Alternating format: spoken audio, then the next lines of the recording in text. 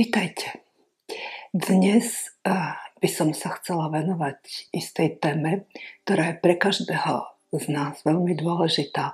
A už som sa aj raz v minulosti venovala. Je to rebríček životných hodnôt, ktorý je vhodné dodržiavať. Keď to tak robíme, tak náš život sa stáva viac zmysluplný a vyhneme sa tak mnohým komplikáciám vo svojom živote, ktoré, keď nepoznáme rebríček hodnôt, tak ich istým spôsobom robíme v domnení, že to robíme správne. Ale niekedy to nemusí byť tak, ako si to myslíme, že je to správne.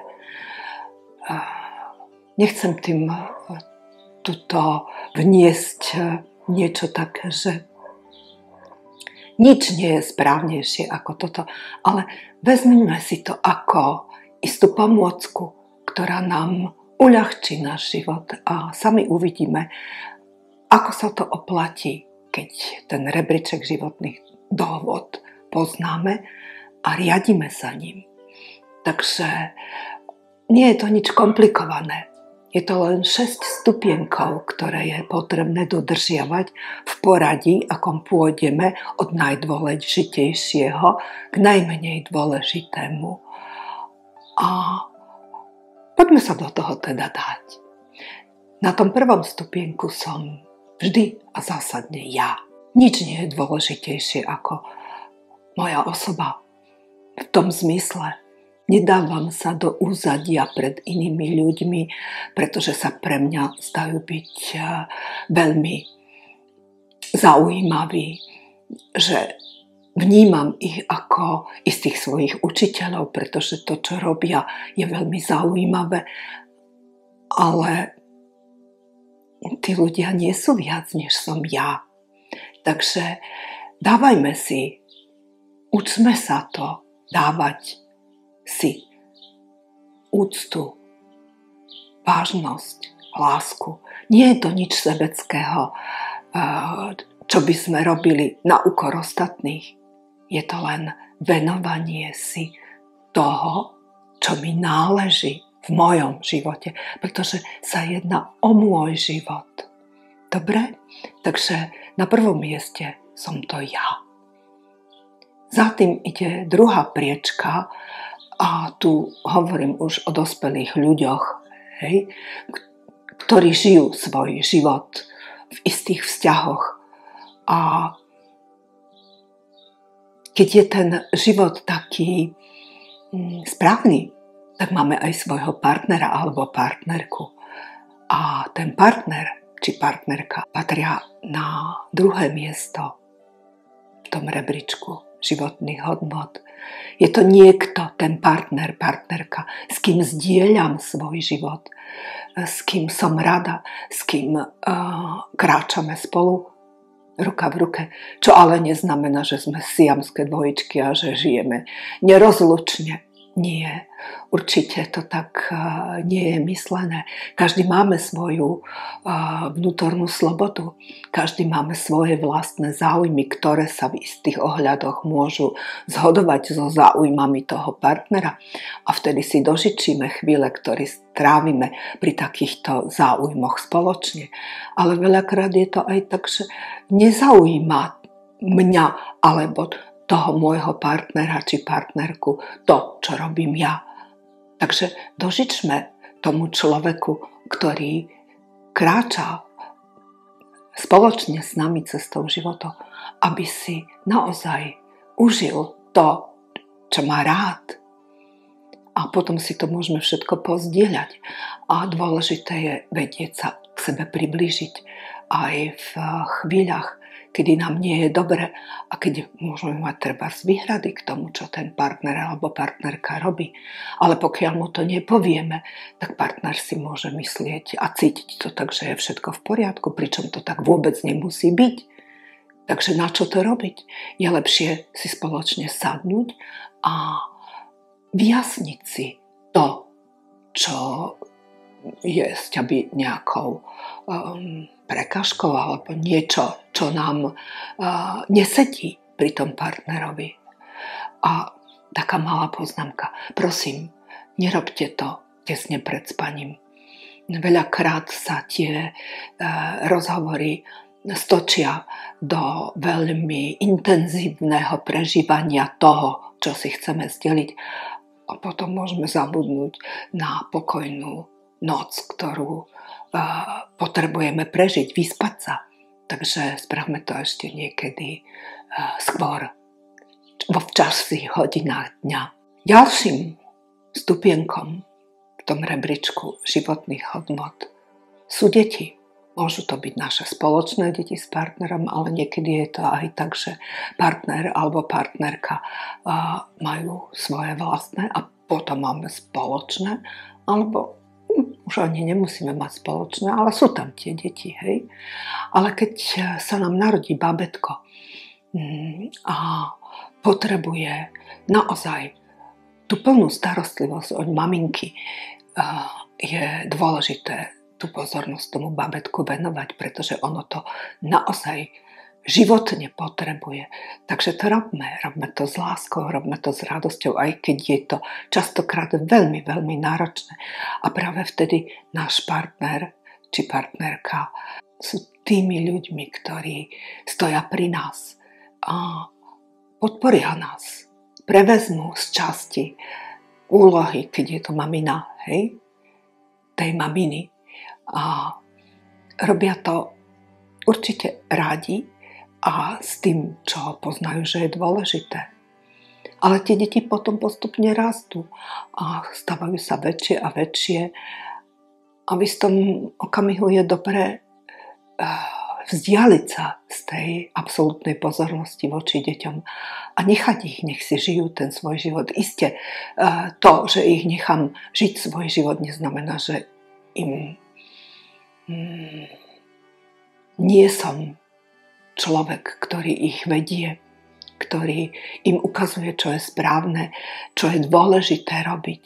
Takže robme to, ale neničme ich prílišnou prísnosťou. Buďme k nim láskaví, dávajme im lásku, ale zapájajme ich aj do činnosti v domácnosti. Vytvorme príjemným spôsobom pozývania. Prosím, poď. Vieš, toto musím naozaj urobiť, upratať, nakúpiť. Keď mi pomôžeš a spravíš časť z toho, čo treba spraviť ty sám, tak ten čas, ktorý môžeme prežiť spolu, bude dlhší, lebo skrátime to, čo treba urobiť na polovicu alebo na štvrtinu podľa toho, koľky sa do tej činnosti zapojíme. A potom už zostáva naozaj len to, aby ste dodržali to, čo ste dieťaťu slúbili alebo deťom slúbili a s príjemným spôsobom si to spoločne prežite. Tie deti budú naozaj veľmi, veľmi rádi, keď to tak urobíte. No a na 4. schodíku toho rebríčka životných hodnot sa nachádza, no hádajte čo? To úplne jednoduché, rodina. Do nej sme sa narodili, máme svoju maminu, máme svojho otca a máme svojich súrodencov, máme starých rodičov, babinu, detka, máme bratrancov, sesternice, tety, strikov.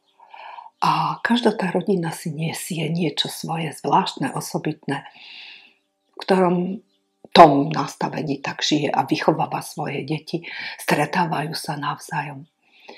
A je dobré byť v tej svojej rodine, kde to funguje, napríklad aj na základe tohoto rebríčka životných hodnot. Tak si to užívajme s tou svojou rodinou, máme sa navzájom radi, podporujme sa, pomáhajme si a buďme spolu šťastní.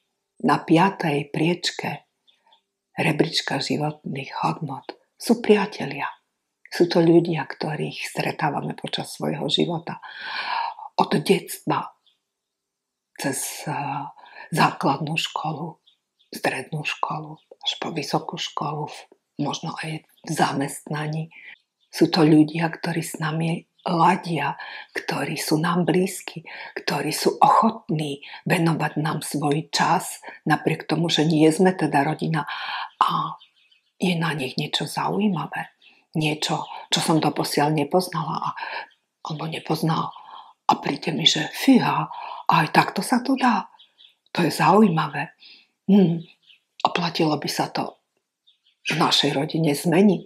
Začať to robiť týmto spôsobom. Nikdy som netušila, že sa to dá robiť aj takto. A vnesme to, keď je to pozitívne do tej vlastnej rodiny. Len jednu vec si treba uvedomiť, že tí priatelia nie sú naša rodina. A nemôžeme ich predradiť pre tú svoju rodinu, pretože žiadny priateľ sa nestane mojou mamou alebo mojim otcom. Hej? Takže asi takto. No a posledná priečka v rebríčku životných hodnôt patrí práci. Práca je dôležitá. V práci sa realizujeme. V práci používame to, čo sme sa v školách naučili, alebo čo sme svojou usilovnosťou získali pri samoštúdiu. Lebo aj samoštúdium je veľmi dôležité a človek sa môže vzdelávať celý život. Je to veľmi účelné, užitočné. A niekedy tá práca značne pohltí človeka. Ani nezbadá a zistí po čase, že chodí len z práce domov, z domu do práce a že nič iné nie je pre neho v živote dôležité. A to je čistý blúd. Tá práca je dôležitá. Robme si ju príjemnou, zábavnou, buďme radi so svojimi kolegmi, ale splňme to, čo je dôležité, aby sme urobili práve v tom období, v ktorom žijeme, a potom sa vráťme späť. Dáme tú prácu na to 6. miesto, na ten 6. stupienok v rebríčku hodnot a žijeme zase ten svoj šťastný, naplnený život. A to neznamená, že tú prácu už si ju ani nevšímame a nie sme s ňou. Tá práca je niečo naozaj dôležité, čo nás môže veľmi naplniť. Takže toľko som vám chcela povedať k tejto zdanlivo jednoduchej téme, ale pritom veľmi dôležitej pre každého z nás. A ešte, aby som nezabudla, pripravila som si jednu veľmi dobrú knihu, ktorá vám veľa objasní. Tá kniha sa volá Miluj svoj život a napísala ju Louise Hay. Takže kúpte, prečítajte, prežite, uvidíte. Majte sa dobre, priatelia. Želám vám krásny deň a vidíme sa zase.